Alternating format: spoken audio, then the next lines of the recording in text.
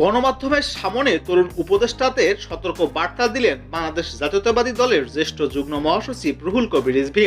বৈষম্য বিরোধী ছাত্র আন্দোলনের কথা উল্লেখ করে তিনি বলেন, আপনারা যে ত্যাগ করেছেন তাতে সাধুবাদ জানাই, কিন্তু আপনারা যখন আন্দোলন করছেন আমরা ঘরে বসেছিলাম না, আমরাও জেলে গিয়েছিলাম। এরপর তিনি বলেন, কিন্তু আমরা তো এরপর আর ক্ষমতার ভাগ চাইছি না। এখন বৈষম্য বিরোধী ছাত্র আন্দোলন যদি প্রতিটি মিনিস্ট্রিতে একটি করে কমিটি করে তাহলে তো আর্টিকুলেশন রাষ্ট্র হবে না, বিপন্ন অবস্থা হবে। তরুণদের সতর্কবার্তা দিয়ে তিনি বলেন, এরকম চললে দেশে আবারও দুর্নীতি শুরু হবে। আপনারা আওয়াজ তুলুন, শেখ হাসিনার মতো ফ্যাসিবাদ আমরা আর চাই না।